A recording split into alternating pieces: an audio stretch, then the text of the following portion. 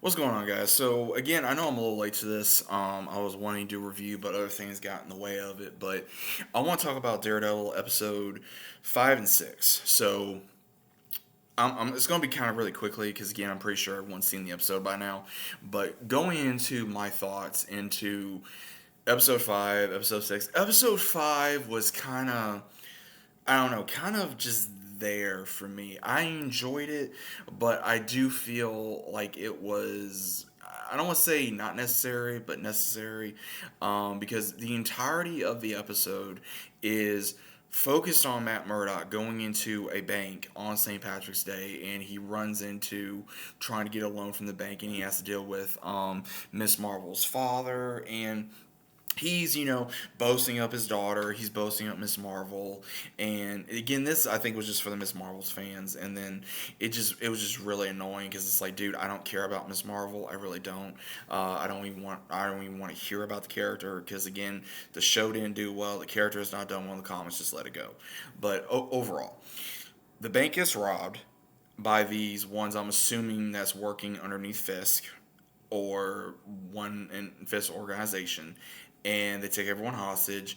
Matt does leave, comes back, pretty much does the whole stupid thing of blind man. He's able to pull it off well, and he's able to take on each of the guards while the police are outside, doing hostage negotiations. And as soon as that happens, Matt is able to get Miss Marvel's father out and be able to go in the vault, and they find this yellow cube, and it's like, I don't know if it's some type of source of power or, maybe something from one of the Infinity Stones or just a very unique diamond. Don't know.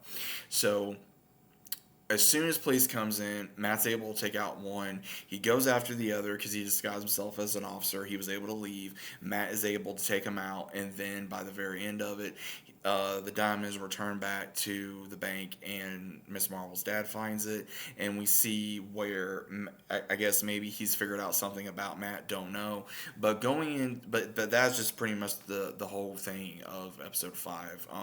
Episode 6 was a little more different. Again, it was going back on Fisk, going back on Matt. So the whole thing with Fisk was dealing with again all the meetings, all the issues that he's been having. Because again, he's getting tired of these dress up parties. He's having to impress people. He's having to control his temper. He's having to play nice with everyone. And he doesn't want to.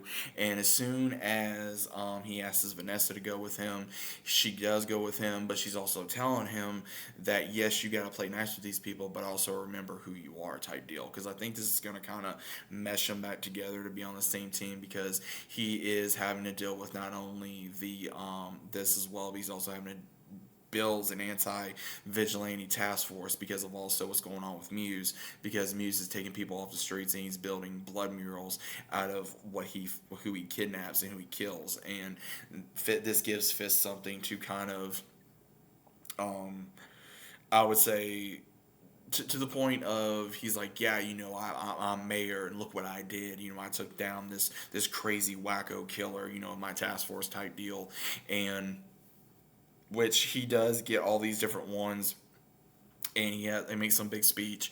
But the one thing I really enjoyed with Fisk in episode 6 was really he goes to where he's holding that one Atom, and I'm like, and he's holding an axe, and I'm going, okay, here we go. So he gives it to him because he tells him that he's fought people bigger than him his whole life. And basically saying, okay, I know I'm bigger than you, so I'm going to give you an advantage. So he gives him the axe, just tosses it to him, and just leaves the thing open. Like, okay, do something. And the guy attacks him. And dude, Fisk literally obliterates this guy. I mean, he literally, I would say, from all the anger he had from Vanessa not only cheating on him, but also the anger he had toward Vanessa, toward this guy, toward all the political BS that he's had to deal with, he pretty much just unleashed it on this guy. And the guy deserved it. I mean, again, it's like, dude, you mess with Kingpin's wife. What do you think's going to happen? I mean, because again, the guy, it just, I don't know, it was insane. And then we go into Matt. He is talking with Heather, and Heather is thinking about writing a book, and she wants to interview Frank Castle, the Punisher, because of all the vigilantism. Well, as soon as he's thinking about it, and he's like, "You really want to interview Frank Castle?" And it's like, "Really?" And he even has to deal with White White Tiger's niece. But again, it makes me wonder where, because she's asking him, like my uncle was investigating, these people going missing, and he's asking like, "What can I do?" Like I'm only a lawyer, I can only do so much, and that's when she gets mad at him, thinking, "Well, my uncle was right. Only one of you can count on is yourself," because she knows like most of the cops in New York are dirty anyway. But again, she's thinking, okay, I go to Matt, maybe he can help me, and unfortunately, she just takes things upon herself, and Muse finds her and kidnaps her. And as soon as Matt finds out about this, she gets called from, I would say, her aunt or her mother, and he's like, okay, I'm gonna find out what's going on. And as soon as he's gonna call the cops, he's just like, screw it, and he just suits up, and we see Daredevil once again, and he goes after her in the tunnels. He's able to find her real quickly, and we see this massive fight between Muse and Daredevil. Now again, Muse can fight. I will admit that Muse can fight, and again, Matt, he's a little rusty. I'm gonna be honest. He's a little rusty. He hasn't, fought a whole lot in the last however many weeks. I mean, because you gotta think. I mean, he fought those guys in that apartment. He fought that guy in the street, and then he fought again at some point. And he's been honing all this anger.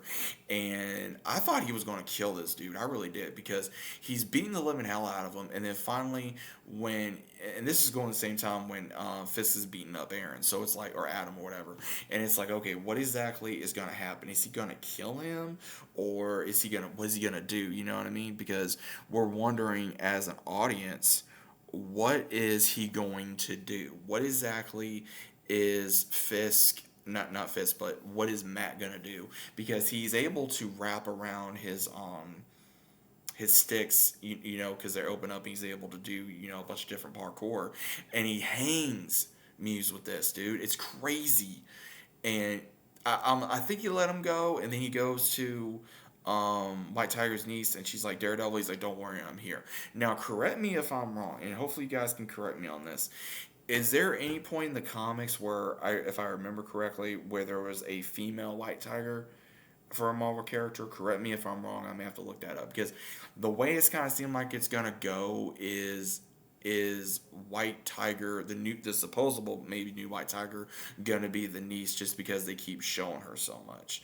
So I'm kind of wondering if they're gonna do that. But that's pretty much how the episode ended off. I did enjoy these two episodes, but again, there were moments where I just didn't care. There was times where I did care, and we need more of Daredevil in the suit, and I think we're finally going to get that very soon in the next few episodes. But what did you guys think about these episodes? Let me know about it down in the comments. Hope you guys enjoyed, and I'll see you as always on the next one.